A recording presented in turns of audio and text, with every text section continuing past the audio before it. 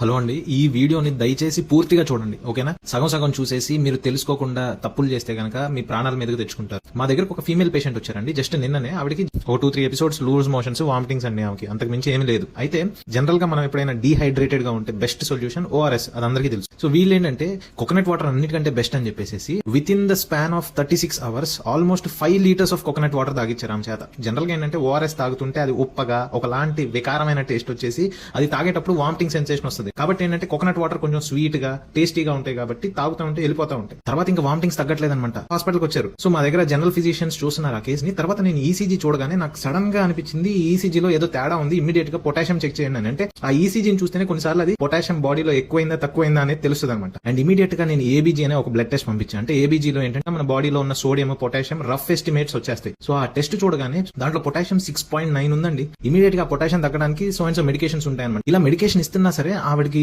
తట్టుకోలేకపోతున్నారనమాట. ఆవిడకి heart rate up and down అయిపోతుంది. Sudden గా హార్ట్ రేట్ 50-55 వచ్చేస్తుంది. తర్వాత హార్ట్ రేట్ పెరిగిపోతుంది. తర్వాత ఎరిథమియాస్ అంటారు, అంటే హార్ట్ రేట్ ర్యాపిడ్ గా కొట్టుకోవడము. ఎక్టోపిక్ బీట్స్ అంటారు, వెంట్రికులర్ ఎక్టోపిక్స్ అంటారు. అసలు లిటరల్లీ మీరు నమ్మరండి, ఈ స్టేజ్ లో one small mistake will lead to the death of that patient. Potassium ఎంత డేంజరస్ అంటే బాడీ నార్మల్ గా ఉండే మనిషికి నార్మల్ గా పొటాషియం 3.5 to 5.5 అరౌండ్ అప్రాక్సిమేట్ గా ఉండాలి. నా పొటాషియం కనుక 2 గానీ 1.5 గానీ అయితే నేను చచ్చిపోతా. ఆ పొటాషియం కనుక 7-8 వెళ్ళిపోయి కొంచెం ఎరిథమియా వచ్చిందంటే నేను చచ్చిపోతా. అంటే బాడీ మొత్తం నార్మల్ గా ఉండి ఓన్లీ పొటాషియం వల్ల చచ్చిపోతారండి జనాలు. ఇది తెలియక జనాలు ఎండాకాలంలో డీహైడ్రేట్ అవగానే కొబ్బరి నీళ్ళు మంచి అని పల్లెటూళ్ళలో కూడా అండి వడదెబ్బ తగిలిందని చెప్పేస్తే ORS తాగించండి. ప్రతి గవర్నమెంట్ హాస్పిటల్, ప్రతి PHCలో ఉంటే, లేకపోతే ఫార్మసీలోకి వెళ్ళి ORS పౌడర్ అండి. దయచేసి ORS డబ్బాలు, టెట్రా ప్యాకులు తాకండి. అవి కాదు, పొడిని నీళ్ళలో కలుపుకొని 1 లీటర్ బాటిల్లో నీళ్ళలో కలుపుకొని తాగే ORS ప్యాకెట్స్ ఉంటాయి. 100 ml ORS లో అరౌండ్ 20 milligrams ఆఫ్ పొటాషియం ఉంటుందండి. కానీ అదే 100 ml ఆఫ్ కోకోనట్ వాటర్ లో 250 to 280 milligrams ఆఫ్ పొటాషియం. అంటే ఎంత ఎక్కువ తాగారంటే ఆవిడ 5 liters ఆఫ్ కోకోనట్ వాటర్ లో అరౌండ్ 14,000 milligrams ఆఫ్ పొటాషియం ఉంది. అంటే డైలీ మనం తీసుకోవాల్సిన పొటాషియం అరౌండ్ 4,500 milligrams. ఆమె 14,000 తీసుకుందంటే ఆల్మోస్ట్ 3 times ద డోస్ తీసుకొని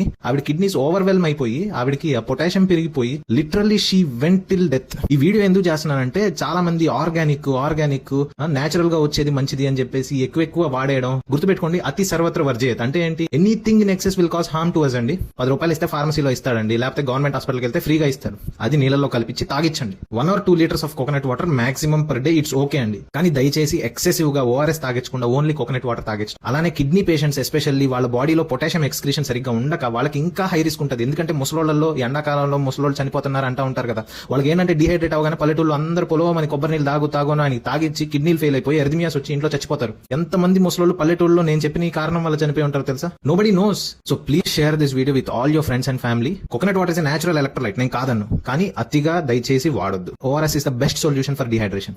share this video with all your friends and family.